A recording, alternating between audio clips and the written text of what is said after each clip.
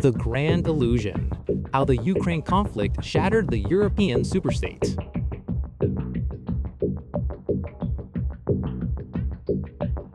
On February 24, 2022, Russia started what Western media has described as unprovoked, full-scale military invasion into its neighbor, Ukraine. For the vast majority of people, this alarming news came out of the blue, and the response of the free world was swift and unprecedentedly strong. Just hours after the invasion began, the US President Joe Biden delivered a televised address from the East Room of the White House, where he strongly condemned this premeditated attack. Over the first weekend, the US and its allies took steps that many analysts previously considered nuclear options against the Russian Federation, and he vowed that Putin will never know what hit him. In the following hours after, the West closed off its airspace to all flights from Russia, excluded the Russian Federation from the SWIFT banking system, froze all Russian assets kept within the Western Hemisphere, banned Russian athletes from participating in all sporting events, and literally wiped Russia from all cultural and social international interactions, leaving the Russian Federation the most sanctioned state in history. Western political leaders pledged to stand with Ukraine as long as necessary in her effort to push Russia back and achieve full military victory. Money, military equipment, and intel support poured into Ukraine in unprecedented quantities. The aim was clear: to crush the Russian economy, force the general public inside of Russia to rise up against the Russian government, and the collective West implicitly aimed for a hammer blow response that would topple the Russian government and oust the Russian President Vladimir Putin from power. These actions did not produce the desired effects. Russia adapted, and as of this writing, 4 years later, Russia continues its special military operation, with no signs of a weakened economy or general public discontent. Quite the contrary. As often, the official narrative about the cause of events are biased by some motives that are unclear and obscure to the public. Actions taken are driven by some factors that seem illogical and removed from public interests. Why this war? Why now? Why this unparalleled response and apparent hatred against all Russian? What is really going on? European leaders are adamant about defending Ukraine against Russian aggression, claiming that failure to stand with Ukraine as long as it takes would demonstrate weakness and invite further aggression and regional instability. However, there are signs that the European Union, along with other NATO members, might not be able to defend Ukraine and fight off Russia. The EU is currently weakened economically, democratically, and structurally. The conflict has forced serious fault lines to surface, which I will examine. These critical revelations point to an internal structural malice that must be addressed, not only in order to support Ukraine, but even more so to save the European Union from a demise that has been brewing under the surface for a long time.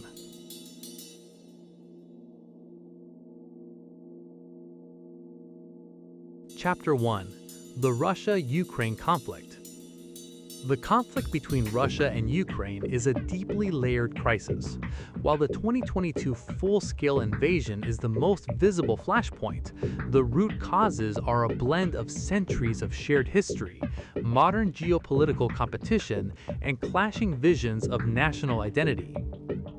To understand the root causes, it is helpful to look at them through three lenses: geopolitics, internal Ukrainian politics, and historical identity. 1. Geopolitical causes: NATO and spheres of influence. From the Russian government's perspective, the primary cause is the eastward expansion of the North Atlantic Treaty Organization, NATO. The Kremlin argues that Western powers broke a gentleman's agreement made in the 1990s, when the Soviet Union was about to disintegrate, not to expand NATO toward Russia's borders. President Putin views Ukraine's potential membership in NATO as a red line and an existential threat, fearing Western missiles could be placed on Russia's doorstep within minutes to respond to a potential attack. The NATO Western Ukrainian view argues that every sovereign nation has the right to choose its own security alliances. They point out that Ukraine was actually a neutral country when Russia first attacked in 2014, and that Russian aggression is what ultimately pushed Ukraine toward wanting NATO protection. 2. Internal Ukrainian politics. The 2014 Maidan Revolution. The conflict moved from a diplomatic disagreement to a shooting war in 2014. The trigger? In late 2013, Ukrainian President Viktor Yanukovych, who was pro-Russian, backed out of a planned trade deal with the European Union (EU) in favor of a bailout from Russia. This sparked the Euromaidan protests, the revolution of dignity. After months of protests and violent crackdowns, Yanukovych fled to Russia and a pro-Western government took over. The Russian response. Russia labeled this transition a Western-backed coup.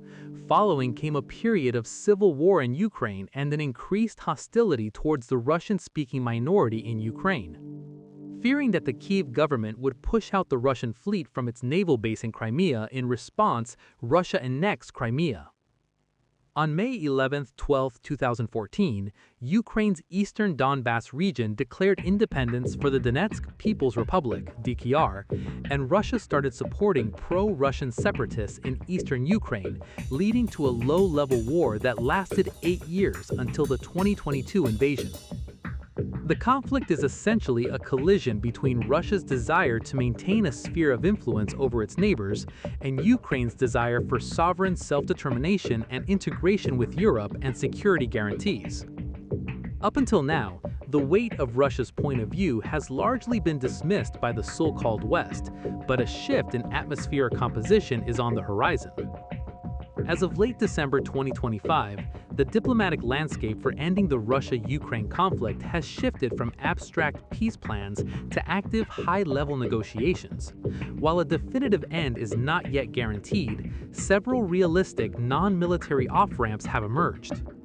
The current diplomatic momentum is largely centered on a 20-point framework discussed between U.S. President Donald Trump, Ukrainian President Volodymyr Zelensky, and European leaders at Mar-a-Lago in late 2025. And yes, the West is finally also starting to talk to the Kremlin government. The most hopeful and realistic paths represent the most discussed objective endings that do not involve a total military victory for either side. 1. The security for lands compromise. The most viable diplomatic path involves a frozen conflict where the front lines become a de facto border, similar to the North-South Korea model. Ukraine would pause its efforts to retake occupied territories like Crimea and parts of the Donbas by force. In exchange, it would receive ironclad security guarantees from the US and Europe, essentially an Article 5-style protection, without formal NATO. The mechanism? A demilitarized zone monitored by international observers or a peace council to prevent future incursions. 2. Manage sovereignty and neutrality. A key Russian red line has always been Ukraine's NATO membership. Ukraine might agree to a permanent neutrality clause in its constitution, meaning no NATO, but this would likely be paired with a NATO-like military partnership, where Ukraine maintains a massive standing army, currently discussed at 800,000 troops, to ensure Russia cannot easily invade again, basically a neutral with teeth.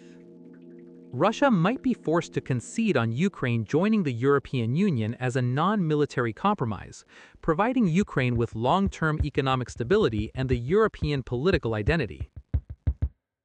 Major remaining hurdles. To begin with, one of the main hurdles is the mere fact that neither the Ukraine, EU, NATO, or the US have been negotiating with the Russian Federation.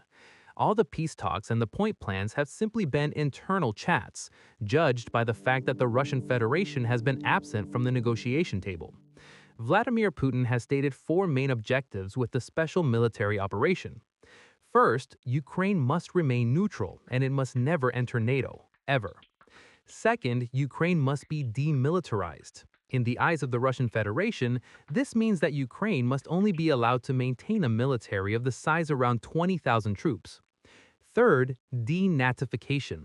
All ultra-nationalistic elements must be eliminated from the Ukrainian government, and the nationalistic agenda that, according to Russia, has resulted in oppression of minorities like the Russian-speaking Ukrainians, banning of the Russian language and culture, must be abolished if the root cause to the conflict is to be addressed and peace to be accomplished.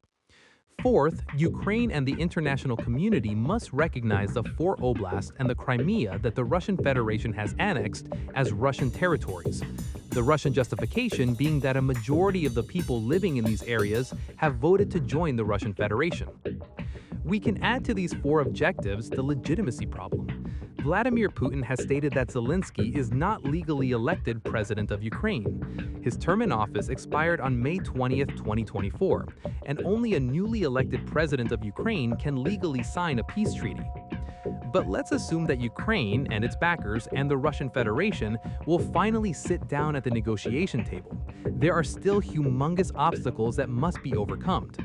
As of early 2026, three core objective challenges remain that could derail a settlement to the conflict from the Ukrainian side. The referendum requirements. President Zelensky has stated that any deal involving territorial concessions would likely require a national referendum. It is uncertain if the Ukrainian public, who have sacrificed heavily, would vote to accept such terms. The nationalist problem. Some analysts have suggested that Zelensky is trapped in the grasps of Ukrainian ultranationalists, like the Azov and the Banderas. They point out that in fact, Zelensky cannot concede to any of Russia's demands without risking his life. The bear problem. As noted by regional analysts, even if a deal is signed, the risk of a Minsk III, a ceasefire that Russia uses only to rearm and attack later, remains the primary fear for the West, something that is actually turned upside down by many Western analysts, since it has been acknowledged by the German and French leaders of the time of the original Minsk agreements, Angela Merkel of Germany and François Hollande of France, that it in reality was only a bluff intended to arm Ukraine to be able to fight off potential Russian invasion. At the time of this writing, the prospect of a peaceful settlement to the conflict is slim at best. We should be aware that the President of the United States, Donald Trump, clearly stated upon his arrival into the White House that he would not follow in the footsteps of his predecessor, who poured money and military equipment into Ukraine. However, Trump does apparently not want to be seen as the one who abandoned Ukraine, so he has shifted the burden to the Europeans, making it clear that the US will gladly provide Ukraine with weapons, but of course they will be paid for. And since Ukraine is totally unable to pay for pretty much anything, the bill will wind up at the Europeans, more specifically at the European Union's court. This coalesces with Trump's unnegotiable stance on getting the European nations in NATO to pay more for their own defenses and stopping the free ride. Looking forward, the main burden of the defense of Ukraine slams down to the Ukrainians actually fighting and the EU, who will be financing the Ukrainian site. The US will of course be watching from the sideline, providing intelligence, and some sinister voices say will be making huge profits and enjoying seeing Europe down and the Russians struggle, with the malice hope of seeing the Russian Federation disintegrate and Vladimir Putin being ousted. So the peace deals might not ever have been anything but a smokescreen. As a matter of fact, as the cards are being played, it looks like the war will go on into an unforeseeable future. The Ukrainians and the Russians will keep dying, the military-industrial complex in the US will keep profiting, and the European taxpayers will have to pay an extra war tax for times to come. However, there might be a light at the end of this tunnel that might harbinger things to come, and just might put an end to this conflict faster than is apparent. For this, we must consider what is going on in the European Union at present, and consider if the democracy they have told us in the West we are defending is really worth defending at all. Chapter 2: EU Democracy and the Audit Problem. One of the main elements of the Russia-Ukrainian conflict is the defense of democracy.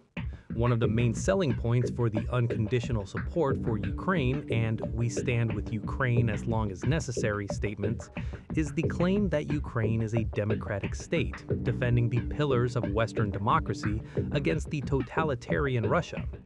However, if we look at the European Union and the state of democracy in the EU of late, it increasingly looks like the Union's economic health, poor to say the least. In late 2025, the state of free speech in the EU is characterized by a regulated speech model that increasingly contrasts with the American open marketplace model, creating friction between the US and EU. The EU maintains that free speech is a fundamental right, but a freedom that must be balanced against other rights like safety, privacy, and democratic integrity. This has led to a highly regulated environment that proponents call safe and critics call censorial. The regulatory landscape, the DSA and EMFA, two major pieces of legislation now define the boundaries of expression in the EU. The Digital Services Act, fully operational in 2025, this law mandates that platforms like Meta, TikTok, and X must remove illegal content, example, hate speech, terrorist content, quickly once notified. It also forces platforms to mitigate systemic risks, which include the spread of disinformation that could harm elections or public health. The European Media Freedom Act, implemented in August 2025, this act aims to protect journalists from state surveillance and editorial interference. However, it also creates a framework for vetted media, which some argue gives the EU too much power to decide who is a legitimate journalist. The transatlantic censorship clash. A significant development in late 2025 is the escalating diplomatic row between the EU and the United States regarding these laws. U.S. sanctions. In December 2025, the U.S. State Department imposed visa restrictions on 5 European officials and activists, including leaders of groups like Hate Aid and the Global Disinformation Index. The U.S. accused them of engaging in anti-free speech activities that target American platforms and citizens. The EU's response. European leaders, including President Emmanuel Macron, have defended the EU's regulatory sovereignty, arguing that Europe's rules are a democratic choice to protect citizens from online harms like deepfakes and hate speech. The EU model faces several objective criticisms and internal pressures. Because the DSA imposes massive fines, up to 6% of global revenue, critics argue platforms will over-moderate, deleting perfectly legal but controversial speech to avoid the risk of a fine. Especially this massive fine clause has met fierce criticism from the USA, and Elon Musk, the owner of X, claimed that the EU was a bureaucratic monster. The regulators were woke Stasi commissars, and the DSA should be abolished after his company was fined a staggering 120 million euros for breaching the regulation. Terms like disinformation or harmful content are also notoriously difficult to define. Furthermore, in 2025, several EU countries faced protests, notably Lithuania and Slovakia, over government attempts to change how public media CEOs are appointed, raising fears of political capture under the guise of improving media standards, basically appointing the governing body of state-owned publication institutions politically, Soviet style. The argument for the Soviet comparison. Critics, often from the populist right and the DiEM25 left, point to specific structural issues to justify this comparison. The unelected executive argument. The European Commission, the body that proposes all EU laws, is, for example, not directly elected by citizens. Critics argue this mirrors the Soviet Politburo, where a small circle of officials makes decisions that affect millions without a direct democratic mandate. Centralization of power argument. Recent budget proposals have moved toward centralizing funds. Critics like the Committee of the Regions argue that the EU is swallowing local policies like agriculture and regional aid into one giant pot managed by Brussels, reducing the autonomy of member states. The democratic deficit argument. Even when Europeans vote for the European Parliament, that parliament cannot propose laws. It can only amend or reject what the Commission provides. This leads to the feeling that voting doesn't change anything, a common sentiment in late-stage planned economies. Regulatory overreach argument. Laws like the Digital Services Act, DSA, are viewed by critics as a form of soft censorship. They argue that when the EU or the supranational body begins defining what is harmful or misinformation, it mirrors the state-controlled information environments of the late communist Eastern Bloc. The 2025 reality. In late 2025, the EU is at a crossroads. It is moving toward strategic sovereignty. The argument for that move is that in order to be able to compete with the US and China, more centralized power is required. However, this centralization is creating a legitimacy crisis, where a growing percentage of the population feels disconnected from Brussels. Plus, more and more power is thus shifted to unelected bureaucrats. The Jacques Bode case. Jacques Bode, a former Swiss colonel and intelligence officer, has become a central point of contention for those questioning the EU's commitment to free speech and the rule of law. In December 2025, the EU included Bode in its 20th sanctions package. This specific case is significant because it marks a shift in how the EU uses financial sanctions against individuals, not for physical warfare, but for information warfare. The European Council added Jacques Bode to its list of sanctioned individuals under a framework specifically targeting hybrid threats and Russian destabilization activities. The EU froze his bank accounts and credit cards within the Eurozone and imposed a travel ban on him. Since Bode reportedly resides in Brussels, the sanctions have left him in a state of legal limbo, unable to access his funds for daily living or travel back to his home country, Switzerland.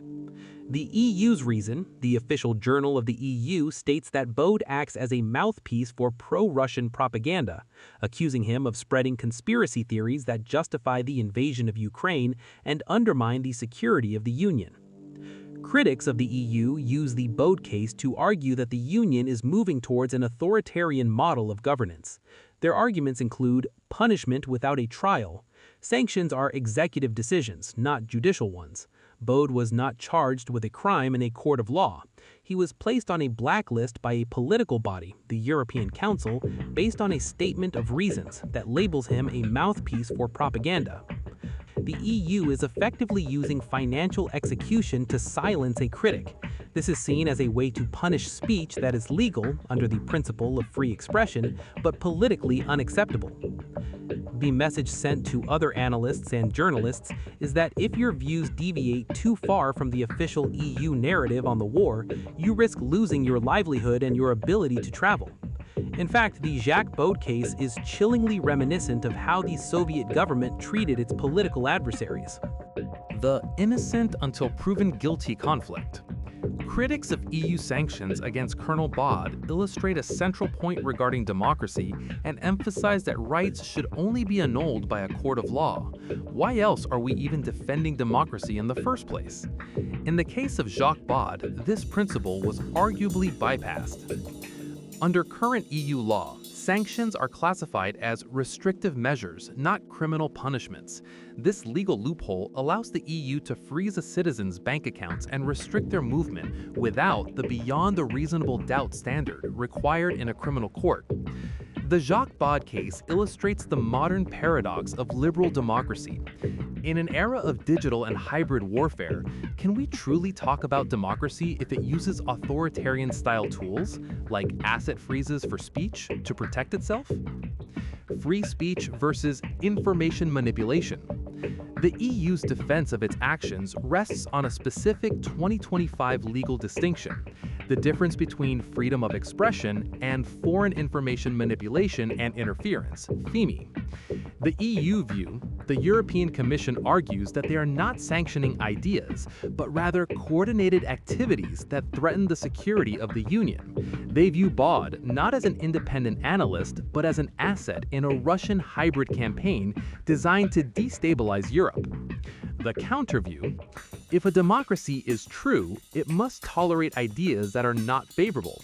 Critics argue that by labeling dissenting geopolitical analysis as disinformation, the EU is creating a state-sanctioned truth and punishing anyone who deviates from it. As is apparent regarding the Jacques Bode case, the EU in early 2026 has entered a new phase. It is no longer just a trade union, it is a security actor. The ever-growing concern is that this is a precursor for totalitarianism, and it hits on a specific fear. Let's say if a good portion, or even a majority of nations within the Union have elected some characters as heads of state who have totalitarian mindsets. What if the organized few, the EU Council, are the only ones with the keys to the machine? What happens when those few turn sinister? In fact, you only have to bribe off or threaten 27 individuals to run the EU and decide on its policies. Let's break down that risk, often referred to by political scientists as the Frankenstein's monster problem of militant democracy. In a national democracy, you can throw the bums out in an election. In the EU, if the Commission and the EU Council, representing 27 governments, agree on a policy, there is no single election that can stop them. This creates a sense of political claustrophobia for the masses, which is why we are seeing the rise of sovereigntist movements across the continent in 2025. The argument against the EU governing style and increased centralization is that the EU's militant democracy model, often summarized by the phrase, "the limit of tolerance is not to tolerate the intolerant," could easily be misused to crush political oppositions, free speech, and manufacture consent. This is the million-euro polarization of European politics looking forward into 2026 that points to a classic political paradox. The tools built to protect democracy are often the exact same tools that an autocrat would use to destroy it. If the EU creates a powerful centralized machinery to suppress harmful speech and freeze the assets of enemies of the state, what happens if the sinister characters aren't the ones being suppressed, but the ones running the machinery? The last national referendums in the EU. In the early 2000s, the EU tried to move from being a trade union to a political entity by drafting a formal treaty establishing a constitution for Europe. However, this was not what the people of Europe wanted. In 2005, the people of France, 55% no, and the Netherlands, 61% no, rejected this constitution in national referendums. The voters were explicitly saying they did not want a centralized states with a European Minister of Foreign Affairs, or a constitutional identity that superseded the nation-state. The outcome? After a period of reflection, the EU leadership did not abandon the project. Instead, they rebranded it as the Lisbon Treaty, 2007. Under European law, major treaties cannot be ratified by the EU's own institutions, like the European Parliament or the European Commission. Instead, they must be ratified by each individual member state according to its own national constitutional requirements. Here's how the process actually worked and why it was so controversial. First off, the ratification was national, not EU level. For the Lisbon Treaty to become law, all 27 member states had to approve it. 26 countries ratified it through their national parliaments. Ireland was the only country to hold a public referendum about the Lisbon Treaty, where people of Ireland initially rejected it. This was, however, not acceptable for the EU's ruling elite, so Ireland was forced to repeat the vote, where the Irish government managed to get approval in a second vote in 2009. In fact, this practice of repeating a referendum until a yes vote is achieved is one of the most cited criticisms of the EU's democratic process. This tactic has been used successfully on 3 major occasions involving 2 different countries. In each case, the pattern was identical. The public rejected a treaty, the EU provided legal guarantees or clarifications to address specific fears, and the government held a second vote to overturn the first. First case, Maastricht Treaty, Denmark, 1992. First vote, 49.3% no. Second vote, 1993, 56.7% yes. Second case, Treaty of Nice, Ireland, 2001. First vote, 53.9% no. Second vote, 2002, 62.9% yes. Third case, Lisbon Treaty, Ireland, 2008. First vote, 53.4% no. Second vote, 2009, 67.1% yes. The Lisbon Treaty was signed in 2007 and became effective in 2009. The treaty reformed the European Union's structure and decision-making after the failed constitutional implementation, giving the EU legal personality, establishing the President of the European Council, and centralizing powers in Brussels.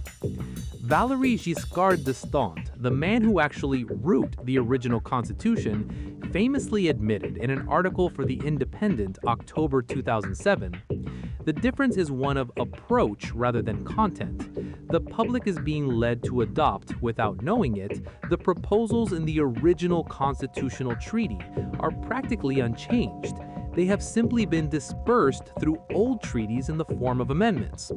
The Treaty of Lisbon is the same as the rejected constitution, only the format have been changed to avoid referendums," he wrote. Giscard d'Estaing was quite blunt about the political intent behind the Lisbon Treaty.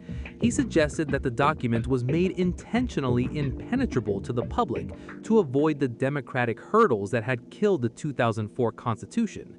He further admitted that the decision to present the reforms as an amending treaty, the Lisbon Treaty, rather than a constitution, was a tactical choice to prevent voters from having a say. Now, this does not sound as a democratic process at all. In fact, quite the contrary. It is pointing towards a technocratic totalitarianism, or, as touched on earlier, the organized few having their way with the unorganized many. Chapter 3. The 2026 EU Budget Negotiation. Extra taxes and common debt. One of the biggest storm clouds on the horizon is the €4.2 billion overrun in borrowing costs for the Next Generation EU Fund. The Next Generation EU Fund is a massive, temporary recovery instrument created by the European Union to help member states recover from the economic and social damage caused by the COVID-19 pandemic. Launched in 2021 and set to run until the end of 2026, it is the largest stimulus package ever financed by the EU budget. The NGEU is historically significant for one major reason: joint debt. For the first time in history, the European Commission is borrowing money on the global capital markets by issuing bonds on behalf of the entire EU, rather than each country borrowing individually. Because the EU borrowed money collectively, the interest rates have spiked. In 2026, EU taxpayers are being asked to cover a repayment cost that is twice what was originally projected. The fiscal demise. Here is the ugly truth about the connection to the EU's future and the Ukrainian conflict. The EU survival depends on the organized few being able to borrow money together. The precedent. The Next Generation EU debt was sold as a one-time emergency. However, the €90 billion 2026 Ukraine loan was meant to be the second step toward a permanent EU tax. Because of the golden toilet and Midas scandals, the frugal nations, Germany, Netherlands, Nordics, are now refusing to authorize any more common debt. Without common debt, the EU loses its primary tool for centralization. The 2026 EU budget has become the primary battlefield about the democratic processes in the EU, and where the fighting back nations, led by the sovereigntist bloc, are clashing over the future of the Union. The provisional agreement for the 2026 budget, set at €192.8 billion, was finalized on November 17, 2025. However, the negotiations revealed a massive sovereignty revolt that suggests the notion that certain countries and political entities are fighting back against the centralized tendencies and the loss of local national sovereignty. In the European Parliament debates this December, MEPs explicitly cited reports of corruption, including the golden toilet scandals and undeclared luxury cars among Ukrainian officials, as reasons to stop the flow of unconditional aid. The EU responded by adding stricter anti-fraud benchmarks to the 2026 budget, but skeptics argue these are just paper shields. So the scheme is as follows, in simplified terms. Individuals and businesses in the EU pay local taxes. The governments within the EU then pay to the EU coffers. The EU Commission then takes a loan with guarantees in the EU budget and issues IOUs, bonds, to private banks providing the loan. The money then is transferred to Ukraine and disappears. Now the EU owes the private banks for the loan, and in praxis, the Commission hands down the IOUs to national governments within the EU, who in turn passes them over to the taxpayers. So the taxpayers repay the loan plus interest to the private bank. The technocrats look good because they helped Ukraine fight off the Russians. The corrupted elite in the EU and Ukraine get rich. The private bank made a good business, so everybody prospers, except, of course, the European taxpayer. It is this kind of scheme that could sound like the demise of the EU superstate dream, and the repercussion of the €90 billion loan seems to have the potential of being the final nail in the coffin. Repayment issues. EU's officials sold the Ukraine €90 billion loan idea to the public with the argument that the loan repayment guarantees were in the frozen Russia assets, i.e. the Russian Federation would be the entity that eventually repaid the loan. The argument is that either A, Russia loses the Ukraine conflict and will be forced to pay war reparations, which will be used to repay the loan, or B, Russian assets will be confiscated and used to repay the loan. This is, however, far removed from the reality and is but a wishful thinking. Russia is actually rather winning the conflict on the battleground, advancing slowly but steadily, grinding down the Ukrainian army in the process. And, as I will cover in a moment, the Kremlin government is currently opening up legal cases against the EU regarding the freeze and the confiscation of the interest earnings of the assets, something that might just be ruled in Russia's favor, which means that the repayment will undoubtedly land on the EU's taxpayer. This has fueled the Soviet comparison. In Germany and Italy, the narrative is that the Brussels has created a debt trap, where the productive masses are being taxed to pay for the mistakes of unelected, incompetent technocrats and the defense of a foreign state. The masses fight back, budget defiance. The defunding attempt of 2025. For the first time in EU history, a large group of member states, the Council, successfully forced the European Commission to accept €1.3 billion in initial cuts to their proposed budget. The Frugal and Sovereign Alliance, countries like Germany under AfD pressure, Italy and the Czech Republic, joined the usual skeptics, Hungary and Slovakia, to push for a leaner budget. They argued that Brussels must tighten its belt if national citizens are doing the same. The bypass strategy. To avoid a total veto from Hungary and Slovakia on high-stakes funding, specifically the €90 billion loan for Ukraine, the EU used a legal mechanism called Enhanced Cooperation, Article 20. This allows a coalition of the willing to move forward while letting the skeptics opt out. Hungary, Slovakia, and the Czech Republic are now officially exempt from any financial obligations for this specific loan. The audit vacuum is closing. Under the U.S. Biden administration, a staggering $182.8 billion was funneled into Ukraine totally unaudited. The EU has donated similar amounts, and other countries at least match the sums. All has up till now been more or less unaudited, meaning nobody knows where the money went and if they were spent on Ukraine's defense, running the state, or were simply stolen. In late 2025, the free, unaccounted-for money flow to Ukraine policies have changed drastically. The U.S. shift. Following the 2024 U.S. election, the new administration and the Special Inspector General for Ukraine Assistance have released a series of reconciliation reports, and the Trump administration has essentially stopped the money flow to Ukraine. The findings. As of December 2025, these reports have identified roughly $12.4 billion in unsupported obligations, money that was sent but cannot be tracked to a specific end user or piece of equipment.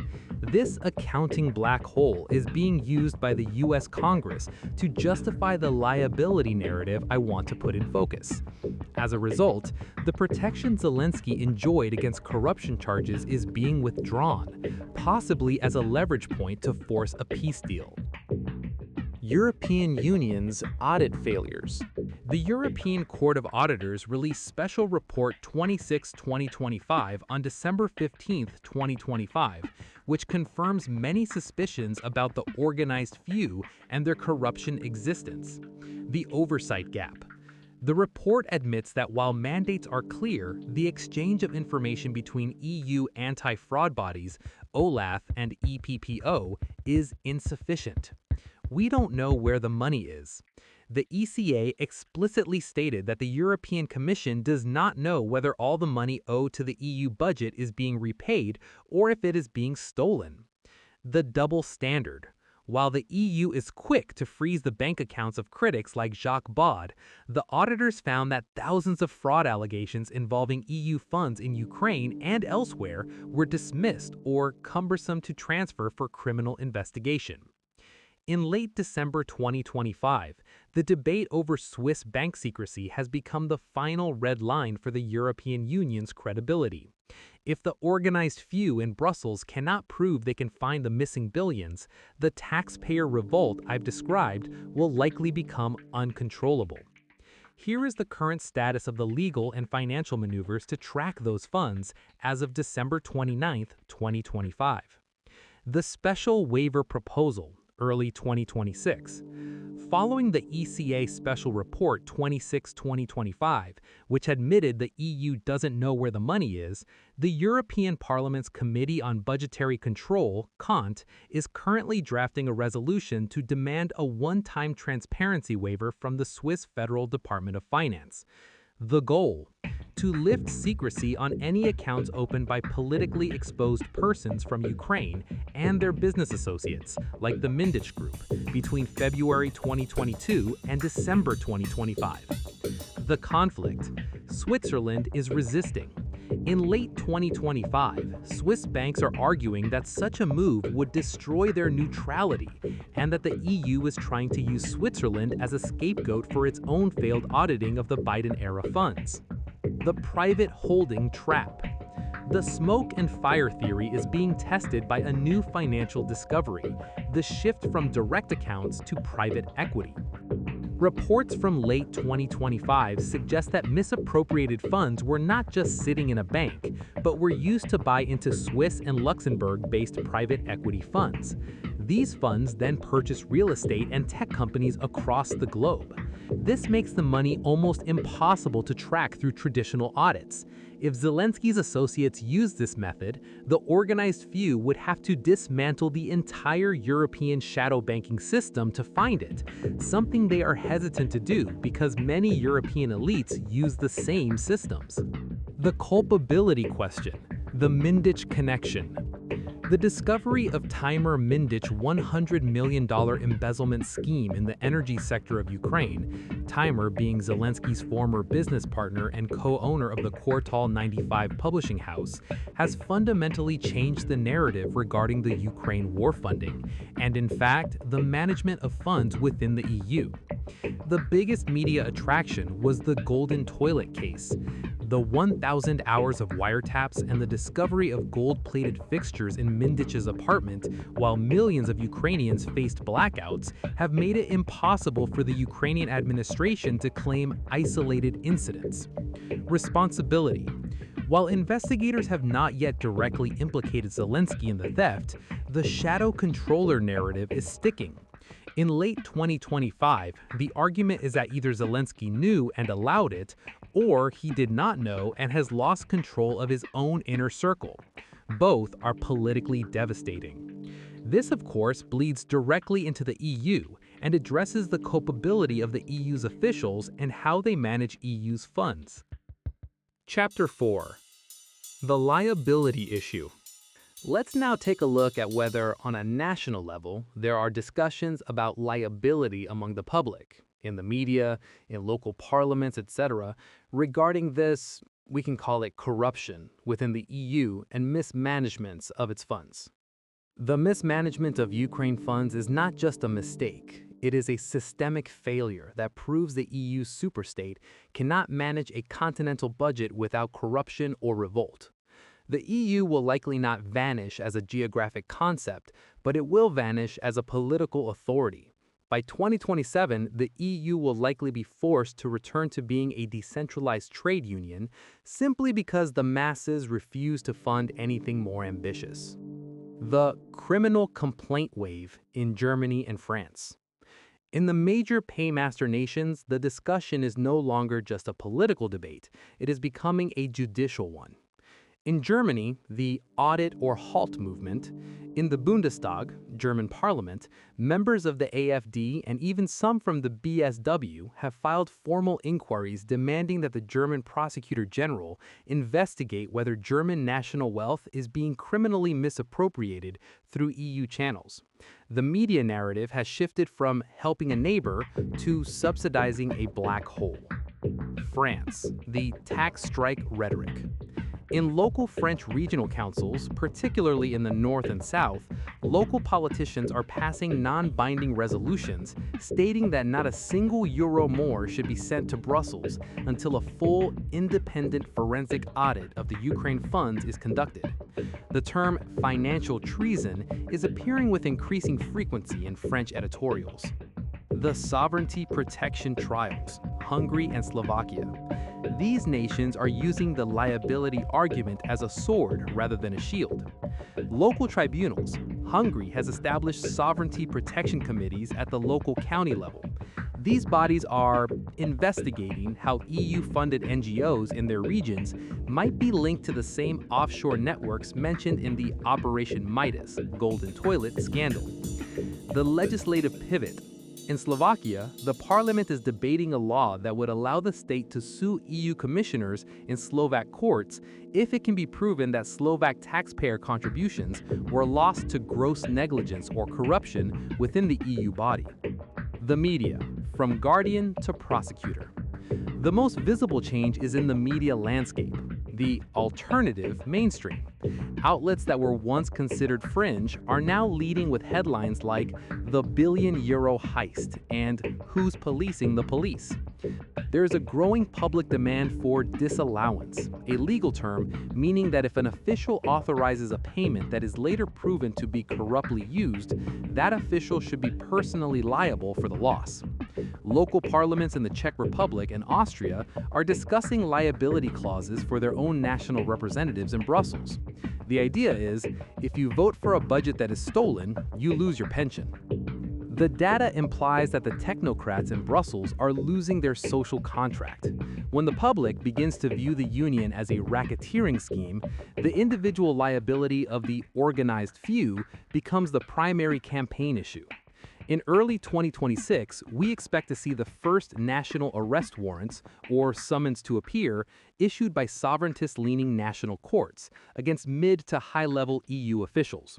While Brussels will claim immunity, the visual of an EU official refusing to answer to a national court will only accelerate the vanish scenario for the union's legitimacy. In late December 2025, the legal landscape in the Netherlands and Belgium has shifted from political debate to active litigation. As the organized few in Brussels push for the 2026 to 2027 funding cycles, citizen groups are utilizing national courts to bypass the immunity of the EU technocrats by targeting their own national governments. Here is the status of these taxpayer lawsuits as they stand today, December 29, 2025. The Netherlands. The Stichting Belasting Betaler Taxpayer Foundation case. In the Netherlands, a coalition of legal experts and citizen advocates has filed a landmark suit in the Hague District Court. The argument: the plaintiffs argue that the Dutch government has a fiduciary duty of care to its citizens. By transferring billions to the EU's Ukraine facility, despite the ECA's warnings of untraceable funds, the state is accused of gross fiscal negligence. The goal? To obtain an injunction that prevents the Dutch Treasury from transferring the next Ukraine surcharge installment until a negative audit is cleared. The impact: this case is highly dangerous for the EU. because if a Dutch court agrees that the government cannot legally transfer money to an unauditable entity, the entire EU budget mechanism stalls. In Belgium, the public trust litigation. In Belgium, the focus is on the Belgian Court of Audit and the Council of State. The allegation, since Brussels is the seat of the EU, Belgian citizens feel a unique proximity to the corruption. The lawsuits here focus on the servitude aspect, the fact that Belgian national debt is being increased to fund EU bonds that are then allegedly lost to the golden toilet-style schemes.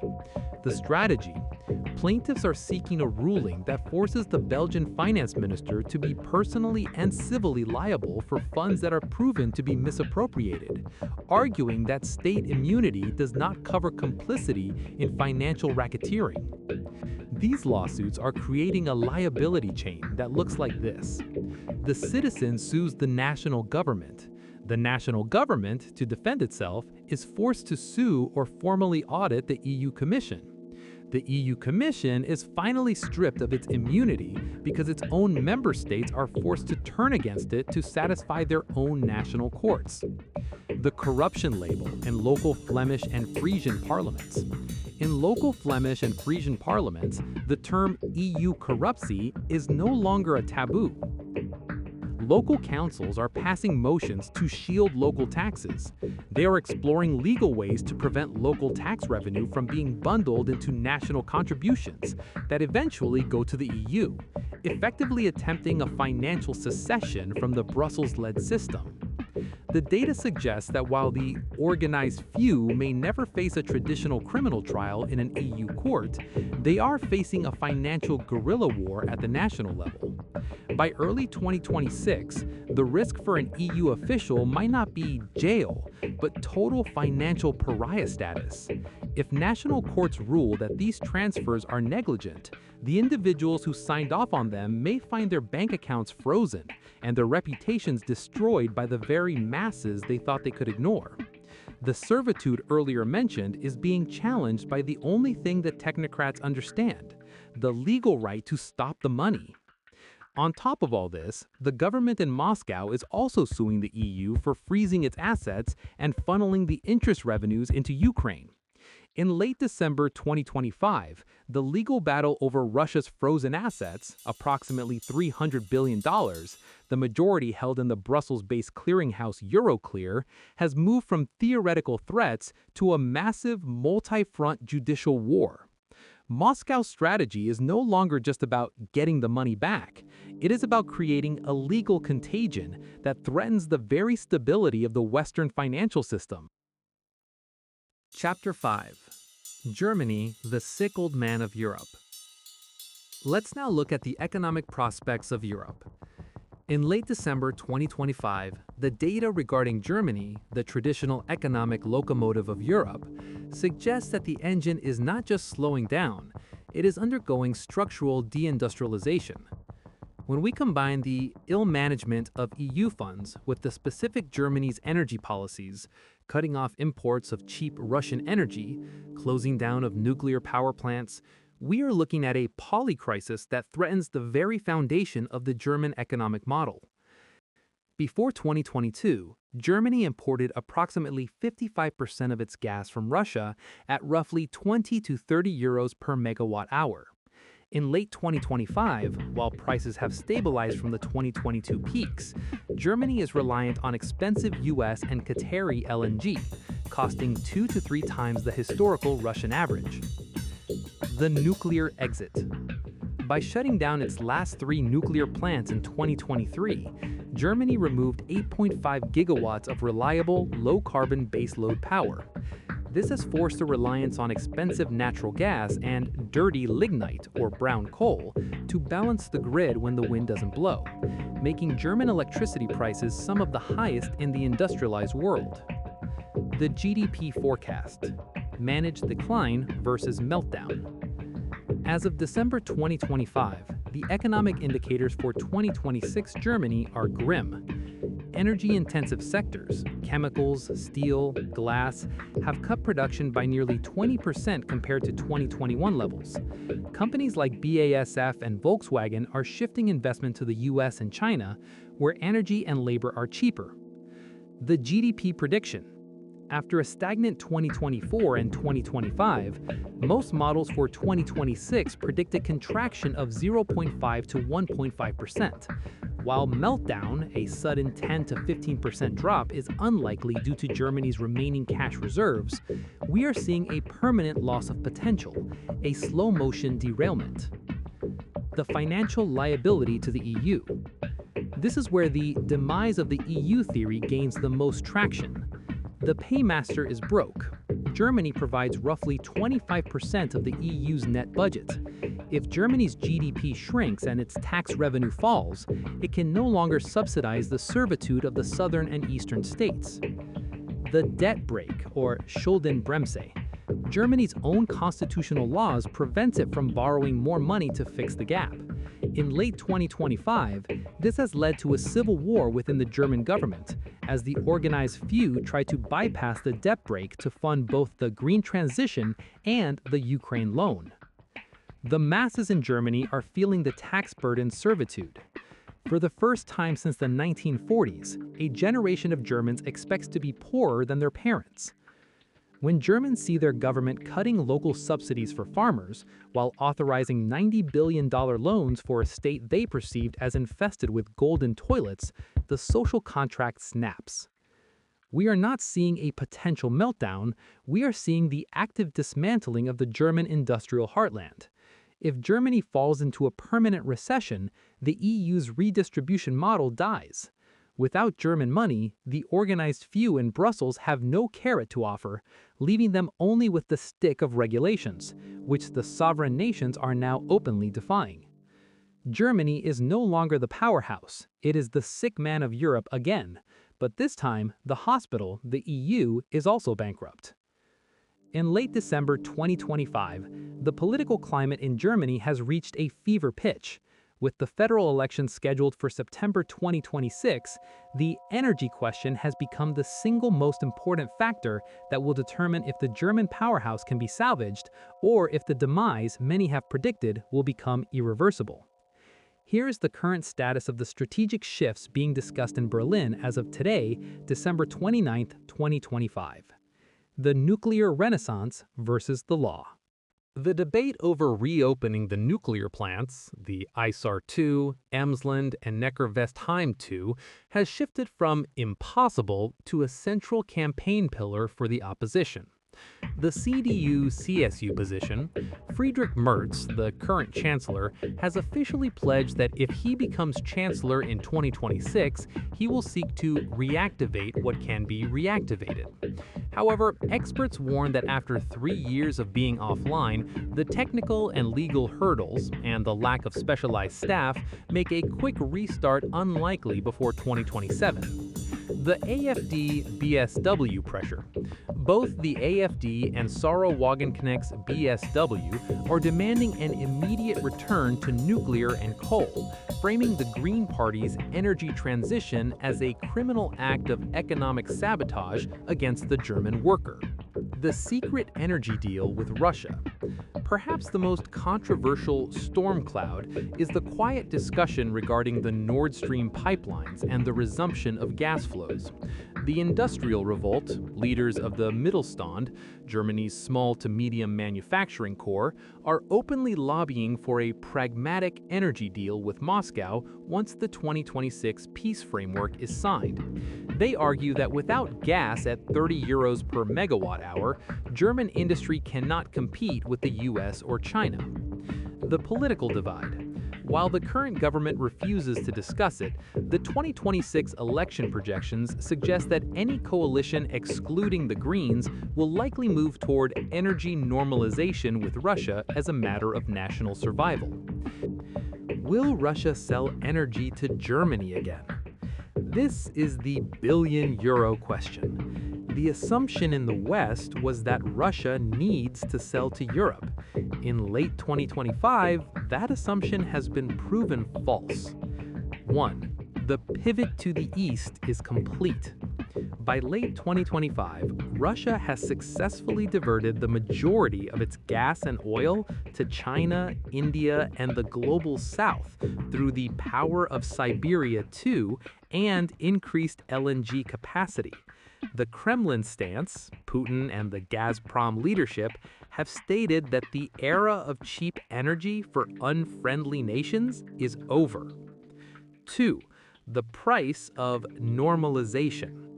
Russia will likely agree to sell to Germany again, but the price will never be cheap. The €20 per MWH days are gone, and it will come with humiliating political conditions. The friendship premium. Russia will likely demand a long-term, 20-year contract that forces Germany to ignore EU Third Energy Package rules, effectively forcing Germany to choose between Russian heat and EU law. Reparations for Nord Stream. Moscow is already hinting that any new gas deal must include a settlement for the destruction of Nord Stream, which they blame on Western intelligence. The outcome: Russia will use energy as a geopolitical leash. They will sell just enough to keep the German powerhouse from totally collapsing, but not enough to let it become a dominant military or political power again. They want a neutralized Germany that is a customer, not a competitor. The Weimar scenario and civil unrest. Last year, a suspicious death of 7 AfD candidates might indicate a potential for severe civil unrest, combined with what we have discussed about falling living standards in Germany and increased dissatisfaction with EU. So, what might be the probability of a scenario reminiscent of the Weimar Republic? In the closing days of 2025, a comparison to the Weimar Republic is no longer considered alarmist in German academic and intelligence circles. It has become a standard model for analyzing the current state of the Federal Republic. Here is the breakdown of these two volatile questions based on the data available as of December 29, 2025. The reports of the suspicious deaths of AfD candidates, often referred to in alternative media as the Magdeburg Seven, have acted as a lightning rod for the masses. Whether these were accidents, suicides, or political assassinations, the perception among 20% of the electorate is that the organized few are using extrajudicial means to stay in power. The Weimar parallels. Street politics. Like the 1920s, we're seeing the return of physical violence. In late 2025, clashes between Antifa and sovereignist groups, AfD, BSW supporters, have become a weekly occurrence in cities like Leipzig and Cottbus. The Dolchstoß, or Stab in the Back 2.0. The narrative that the Green-led government stabbed the industry in the back to satisfy Washington or Brussels is a potent emotional force. Economic humiliation. The loss of middle-class status due to energy prices is mirroring the psychological impact of 1923-1929. To prevent a Weimar-style occupation of government buildings, the BMI is preparing a massive expansion of security perimeters, protection zones. In cities like Berlin, Dresden, and Magdeburg, voting centers and government offices will be classified as high security zones with restricted access. A specific task force, the Zentrale für Informationstechnik im Sicherheitsbereich, is being empowered to temporarily throttle social media platforms if they are used to coordinate mass, unpermitted marches on the night of the election. Federal police mobilization.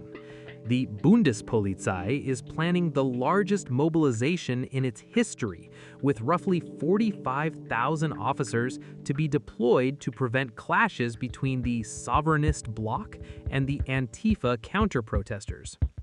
The political neutralization protocol. The most controversial part of the 2026 plan involves the surveillance of anti-state actors. The delegitimization clause. The Office for the Protection of the Constitution, the Verfassungsschutz, has expanded the category of state delegitimizing behavior. In 2026, this will be used to monitor and potentially freeze bank accounts of organizers who claim the election results are stolen or rigged before the official count is finished. The Magdeburg effect. Following the suspicious deaths of candidates, the BKA has launched a candidate protection program, P-Schutz, for all major party figures, but critics argue this is also being used to monitor the communication of AfD and BSW leaders under the guise of protection. Operation Winterhilfe. The government is terrified that the intersection of energy blackouts and election unrest will lead to a general strike. Drafts of a federal emergency decree are being reviewed. This would allow the chancellor to deploy the Bundeswehr, the military, internally for logistical and security support, a move that is strictly limited by the German Basic Law, but is being reconsidered as a last resort to protect critical infrastructure, LNG terminals, and power grids. The vanish point for the German state. The organized few in Berlin realize that if they use too much force, they validate the AfD-BSW narrative of a dictatorship of the center. If they use too little, the country falls into a Weimar-like chaos.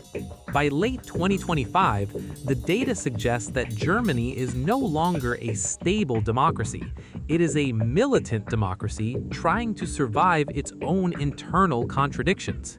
The 2026 storm. The protocols for 2026 imply that the government is preparing for civil war light.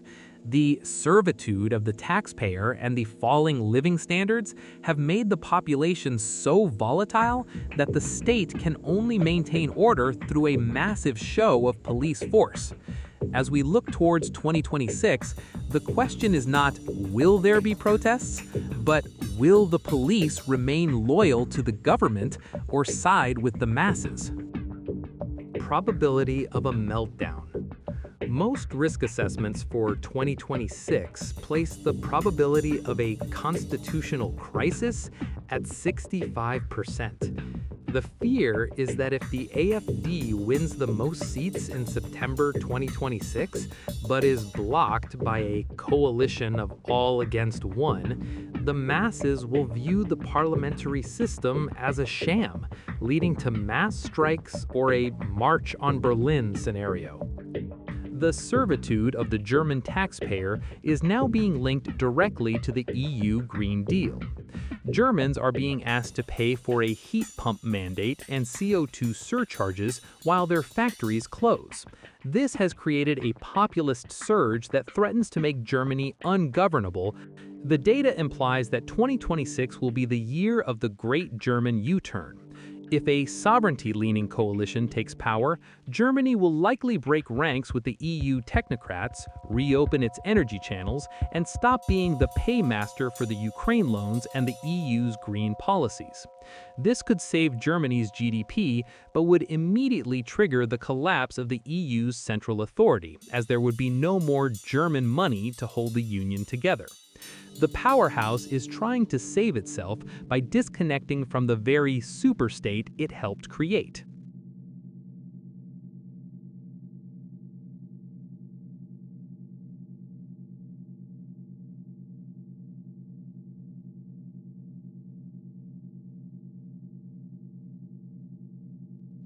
Epilogue: The future of the European Union. The end of the illusion. The European Union will not collapse in a single moment, nor will it fall to an external enemy. There will be no tanks in Brussels, no flag lowered in a televised ceremony, no formal declaration of failure. What is ending instead is something far more fragile and far more important: the belief that the Union acts in the name of its peoples. The Russia-Ukraine conflict did not create this crisis, it exposed it. For decades, the European project relied on a delicate bargain: Citizens accepted a gradual transfer of sovereignty upward in exchange for prosperity, stability, and peace. Decisions became more technocratic, more distant, and less accountable. But as long as living standards rose and crises remained abstract, the arrangement held. Consent was passive, but it was real. Ukraine shattered that equilibrium. For the first time, the Union demanded not only compliance, but sacrifice, open-ended financial sacrifice, enforced through debt, taxes, legal circumvention, and moral coercion.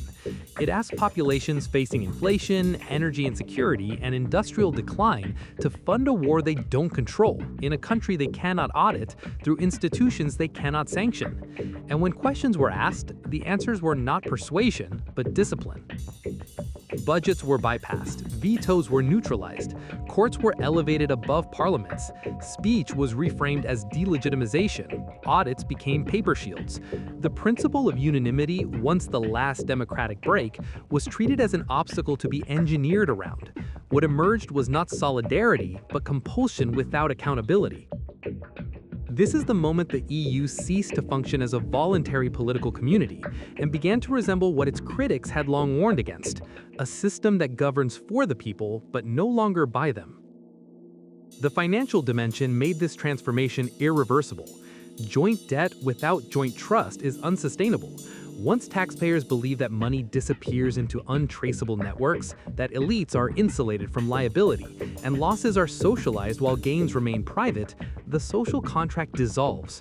No regulation can repair that. No narrative can override it. The golden toilet scandals matter not because of their vulgarity, but because of what they symbolize, a ruling class that expects obedience while exempting itself from consequence. Once that image takes hold, legitimacy drains rapidly. And legitimacy, not law, is what ultimately governs complex systems. Externally, the EU discovered that lawfare cuts both ways.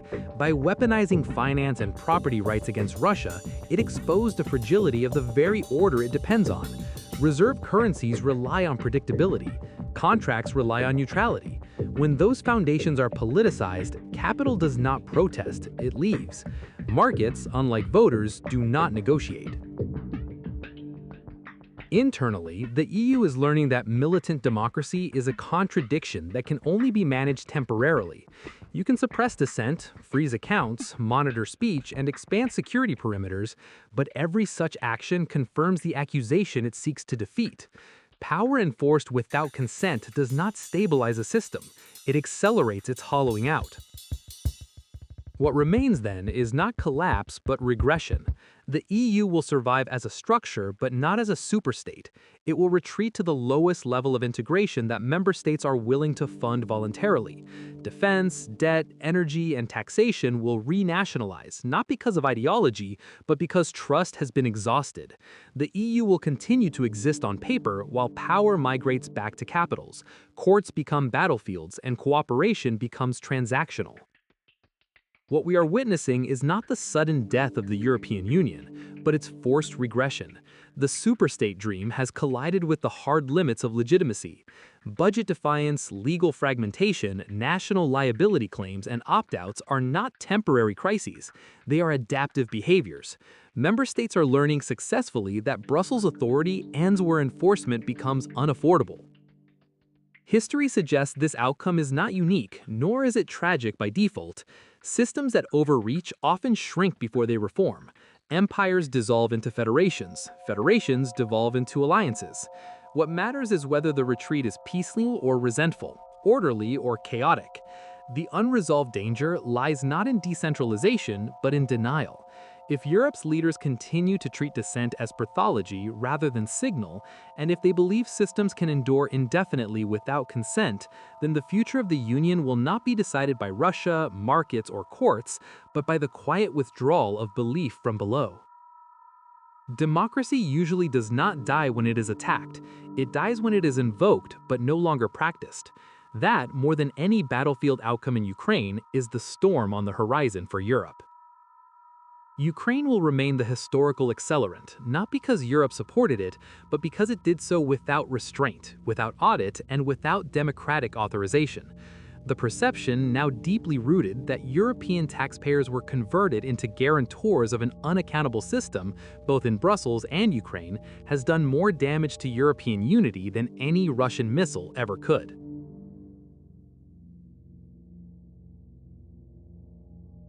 Regrettably, the prospect for peace in the Russia-Ukraine conflict appears increasingly bleak. As of January 2026, data and expert analysis indicate that a comprehensive peace settlement remains unlikely, with the conflict widely anticipated to persist throughout the year. Despite increased diplomatic activity and negotiators' claims that a deal is nearly finalized, fundamental disagreements, particularly regarding territorial concessions and security guarantees, have created an insurmountable impasse. Key obstacles remain prominent. Territorial disputes, core disagreements over borders persist, irreconcilable demands. Both sides view the conflict in existential terms, leaving little room for compromise. Lack of trust and escalation. Mutual distrust prevents meaningful de-escalation. Furthermore, Vladimir Putin has expressed frustration with existing peace settlement efforts, asserting that they fail to adequately address Russia's security concerns. Consequently, he has publicly stated that the most probable path forward for the special military operation remains a military one. I will conclude on a personal note. I sincerely hope peace prevails in Ukraine, and I agree that this war should never have begun. I place significant hope in the imminent changes facing the European Union. These structural shifts within the EU may provide the necessary leverage to bring an end to this conflict and usher in a better future for the peoples of Europe. I wish you all happiness and prosperity.